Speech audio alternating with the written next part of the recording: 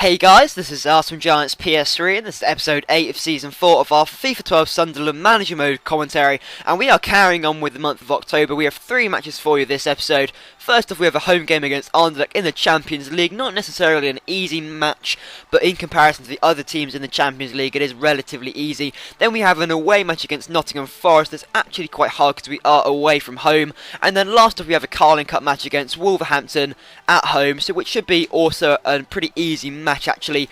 But again, you never know against these low opposition sides. I've cocked up against them recently. But in the Premier League, in the table, we are in 3rd place with 21 points. Last episode, we really screwed up. We dropped so many points, and we are now 5 points behind Arsenal. And in the Champions League, we are still 5 points behind Bayern Munich. They are on 6 points, and I am on 1 point. So doing terribly in the Champions League. But as voted by you guys for the goal of the episode, for lost episode, was the Shaqiri goal against Fulham, where we just counter-attacked and we completely destroyed them on the counter-attack with Ixad and Shaqiri. So thank you guys for leaving a comment on that one, and I greatly appreciate it. So moving on to our first match of the episode against Anderlecht, and they actually have a reasonably good team. They have Vargas, Matias Suarez and Jovanovic. If I'm not too sure, but I think that Jovanovic is the one who used to be at Liverpool. I could be incorrect there, so correct me in the comment section if I am wrong. But anyway, I was actually genuinely surprised by Anderlecht. They were such an attacking team, and always in the Champions League, it's always so much harder. I remember talking about this last episode, but actually not the episode before that, but it doesn't matter. And just playing in the Champions League is so much harder than the Premier League, and Courtois, my god, I have to thank him so much because he was keeping me in this match non-stop. I did have a chance here. Kevin Gamero with the ball. Shaqiri plays it along wide to Lucas Podolski. Got a little bit of time, goes for the left foot, tries to smash it out the keeper, and unfortunately he manages to palm it out. It's kind of hard with Lucas Podolski because he can only shoot with his left foot. His right foot is absolutely terrible. It's quite difficult to have the angle correct. But yet again, Anderlecht came on the attack and Courtois was forced into a save. And as I said, I have to thank Courtois so much because he was such an important player in this first half, and it does end 0-0, and I have Courtois to thank for that because it was attack after attack from Anderlecht, and I had to change something. I decided to bring off James Milner for Sebastian Larsson purely because I feel that we didn't offer enough attacking incentives. Sure, we had that chance with Lucas Podolski and Chamberlain, but we didn't offer it enough, and in the second half we really saw a definite improvement. Lucas Podolski just smashing it in, putting us 1-0 ahead, and oh my god, he may be hard to shoot with, but when he has a shot on target, my god, he is brilliant, and that he put us 1-0 ahead with a great shot into the bottom left-hand corner with his left foot. He had another chance with Kevin Gamero there on the turn, but he couldn't quite get it on target. I made a few more substitutions, bringing on Fernandinho and Williams to really shore up the defence, and because a lot of players were sort of running out of stamina. But just look at that tackle there from Hovland. That was inch perfect from behind, just taking the ball from Jovanovic, and if he got that incorrect, then that would have been a straight red card. But now, this is something I don't understand about the FIFA 12 physics engine. Obona is like 6'4", 6'5", he's got the strength trait, and yet he gets completely thrown off the ball and completely totaled by the player there. I don't understand it. Of course, Lucas Podolski has a great opportunity there, but pulls up with a hamstring injury. Then we have a chance for Sebastian Larsson, but it's blocked out and cleared out. So at full time, it did end 1-0 to Sunderland against Anderlecht. That is a really important 3 points, but it's very unfortunate that Lucas Podolski got that hamstring injury, which means that he isn't going to be available for our next match against Nottingham Forest.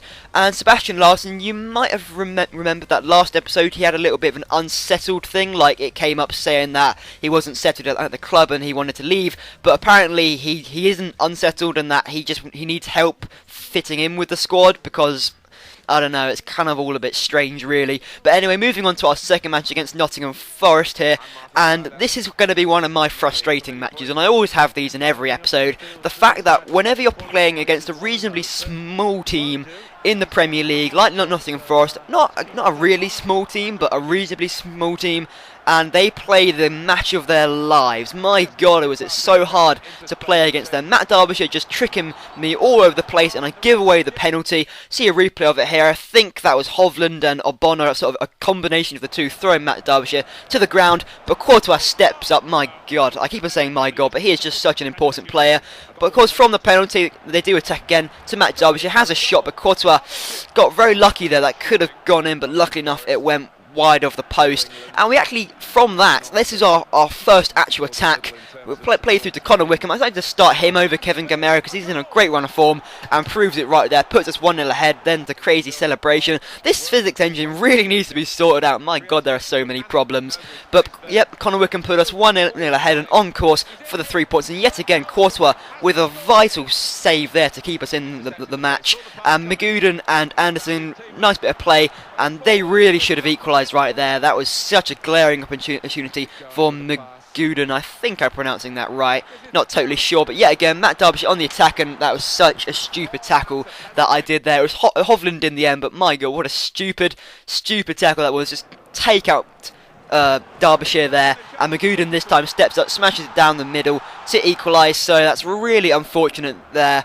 But nonetheless, they do attack once again. And Ogbonna, what a block that was to stop Matt Derbyshire. I keep on forgetting his name every time I go to talk about him. But Connor Wickham through ball to Milner, and the shot was really tame there. Really easy for the goalkeeper to just palm that out, and then his defender hoofed it out. And this is rather odd. Shaqiri through on goal, but he's tackled and then goes to Connor Wickham. He just smashes it on the back of the net on the stroke of half time to put us 2-1 ahead. And Connor Wickham really is on a good run of form. Just look at that, smashed it in. Goalkeeper had no chance at all, and at half time it was 2-1 to Sunderland. So on course for a really important 3 points here. But yet again, Nottingham Forest just would not sit back and defend. They kept on attacking and attacking. There's a header there, not really troubling Courtois, so he can just catch that, and we came on the attack once again. Oxlade-Chamberlain, he is so quick, he is just such an awesome player. I'm so surprised by him. A great ball into Fernandinho, he just has to smash it to put it in. Instead he smashes it right at the keeper and he keeps it out, and the corner of course comes to nothing. I really need to improve from corners, I say it every episode, but James Milner through on goal. Probably should have taken that on a little bit further, but instead just tries to smash it in from the first touch, but unfortunately doesn't go on target. And just look at this intricate passing, and then Ishmael Miller, sorry, I'm thinking of the other Kenny Miller, and Courtois forced into another save there. And what is Courtois doing there? My God, that would have just been the most heartbreaking equaliser ever. Courtois just palms it into his path, like, there you go, mate. Put it in, and instead he blasts it wide. So lucky there to have all the 3 points. So moving on to our last match against Wolves in the Carling Cup, and as you can see from my team, it is very much a second string team, apart from a few players like Courtois and to an extent you could say Fernandinho and Connor Wickham, but Connor Wickham hasn't really been starting in too many matches, but we get off to a pretty good start here. Fernandinho has a shot and Wayne Hennessy manages to keep it out and the defenders manage to clear. And you might remember last episode, Wayne Hennessy was just such a hard goalkeeper to score past, although it was a point to my terrible finishing and the fact that I could have just passed it across, but instead I was just smashing it at him every single time. But Wayne Hennessy was just so frustrating to play against.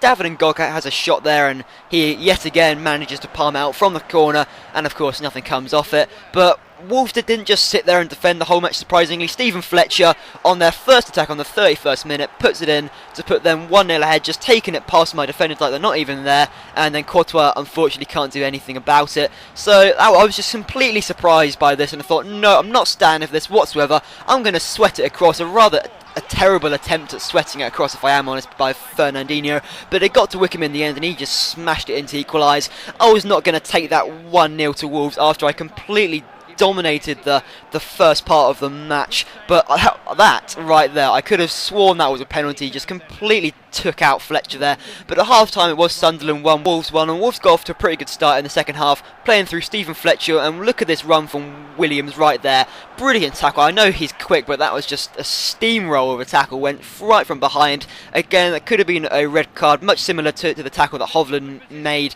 in our first match against Anderlecht, but it was a brilliant tackle, and we had a chance there from Connor Wickham. He had the shot, and now at last, people, at last we have scored from a corner, and is that man Williams. I'm very surprised he actually scored from the corner, because Williams is like, what, 5'8", 5'9", he's actually really small, but he put us 2-1 ahead from the corner, and at last we finally scored. And yet again from the counter-attack, we are so clinical. Fernandinho, he's got the speed, he's got the pace. I said pace and speed at the same time. Nice bit of trickery, and puts us 3-1 ahead to really tie up the match and put us into the next round of the Carling Cup. And a little bit of trick there, because I never use tricks whatsoever. If ever you've seen my videos, I never use any tricks, so I'm quite proud of that goal. It's not exactly special, it's not exactly brilliant, but You know, it's just I never score with tricks. And yet again, from the counter-attack, Connor Wickham running away with it, sees Kevin Gunn-Mary in the centre, who I subbed on, and he puts it in the back of the net. 2 sweaty goals for this match here against Wolves, but I'll take it, and it puts us 4-1 ahead and ties up the match. So we come out on top, 4-1 at full time to put us into the next round of the Carling Cup. But moving on to the Barclays Premier League table at the end of this episode, and we are on 24 points, 5 points behind Arsenal and 1 point behind Manchester City, 3 points ahead of Manchester United though, so we still are in that third spot pretty solidly, and Fulham, Wolves and West Ham are in the relegation zone. Still surprised that Fulham are actually in the relegation zone. But now moving on to the Champions League group stage table, and we are with 4 points now, 5 points behind Bayern Munich and in second place, so looking a little bit more confident now to going into the next round of the Champions League. But anyway, moving on to goal of the episode, and first we have this Lucas Podolski goal against Anderlecht. I really like this goal. He takes the touchdown, brings it down, and then turns brilliantly and smashes it into the bottom corner. And then we have the Fernandinho goal against Wolverhampton, purely because of the trick. I never do tricks, so I kind of wanted to add that in there. If you could leave a comment on which one you think should be goal of the episode, I will tally those up and I'll bring that to you at the start of next episode. And now for player of the episode, I couldn't think who to give it to other than Courtois, because in that match against Anderlecht, he just kept us in it superbly. Every single time they attacked, he was there to stop it, and although he just palmed it out every single time, he was really important. And against Nottingham Forest, he had the penalty save right there, so if I had to give player of the episode to anyone, it has to go to Courtois. He was really important. So anyway guys, thanks for watching this episode. I hope you enjoyed it, and if you did, if you could leave a thumbs up, I would greatly appreciate it, and all that good stuff. So thank you very much guys for watching.